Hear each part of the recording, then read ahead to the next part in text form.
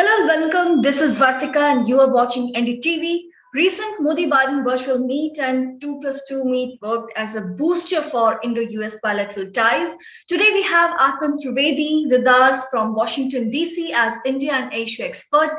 He's Senior Vice President and co-lead at Albright Stonebridge Group and has around 20 years of experience in foreign affairs. Atman, very welcome. It's a pleasure to be here. Thanks for having me. India and US on Tuesday resolved to address specific trade concerns and expand bilateral trade, remove market access barriers, and improve ease of doing business.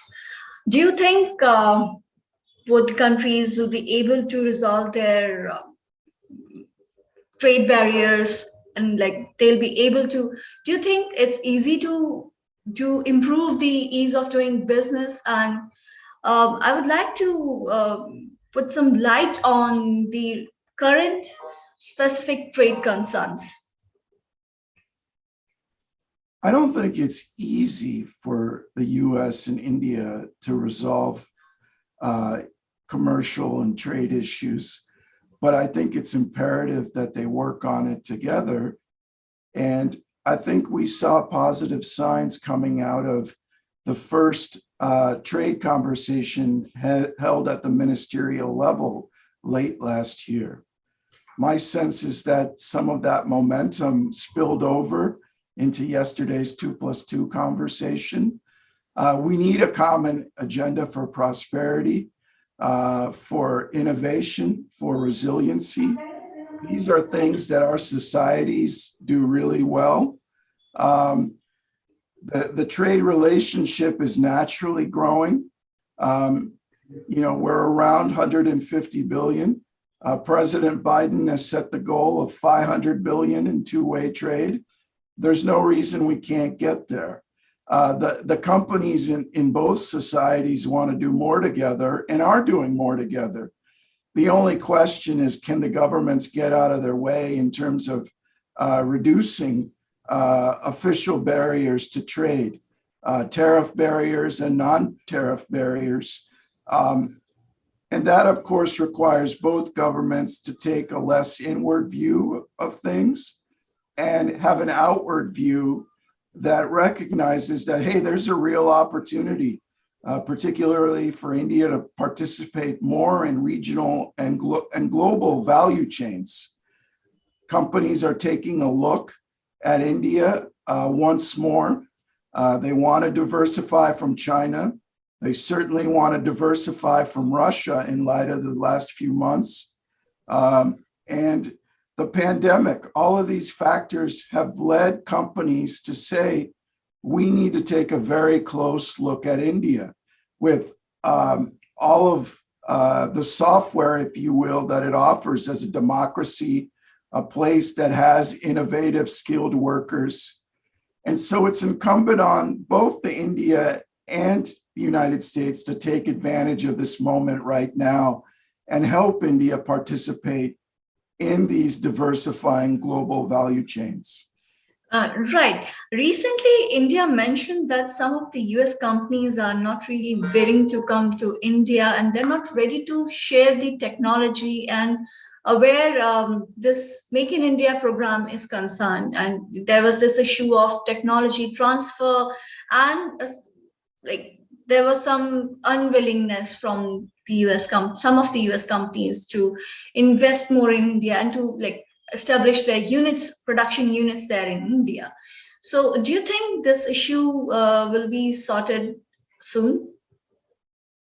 I think US companies are interested in investing in India. A number of them have participated in the signature Make in India efforts.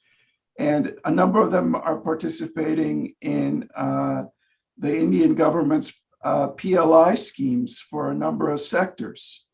But what we see here at Albright Stonebridge Group is that companies also want to make sure that their IP is protected when they're sharing technology, that their conditions are in place to get a good return on their investment. And that takes us into the ease of doing business that you mentioned. Questions about infrastructure, permitting, potential barriers that make doing business more costly. Those are the things that companies are looking at. And we all live in a very competitive world. The choice of whether or not a major global firm comes to India to create jobs, share capital and technology, India is not being looked at in isolation. India and the United States have to compete against other economies out there. Vietnam, Malaysia, Mexico, you go down the list. And so it's a question of how do we build our competitiveness? And that's the kind of conversation that our leaders should be happening when we get together. Yes, thank you so much for answering that, Mr. Atman. My last question for today will be, how do you see India-US partnership grow within the next few years? I see a lot of growth taking place in the relationship organically. So long as we put our people together and make them front and center in the relationship, you know, the bridging role of the 4 million plus Indian American diaspora. You know, there's so much we can be doing together, working together on climate change, working together on education, where there were major announcements that were made on education and skilling. Yeah, a new education group announcement about establishing a new education group to further strengthen the cooperation. Yeah, exactly. For education and skill development. That's right, Vartika. And we talked about the Quad earlier. Of course, a major deliverable for the Quad is using India's biological facility to produce vaccines for the region and the world. And so there's so much we can be doing on public health together. You know, the sky is the limit for this relationship. I think some of the richness, the diversity of our partnership, how comprehensive of it, it was captured in this joint statement that went on for pages. Everybody focuses on the most pressing issue out there, right, in the situation in the Ukraine. But we shouldn't let that detract from everything that is happening in this relationship between the two countries, between these two democratic societies.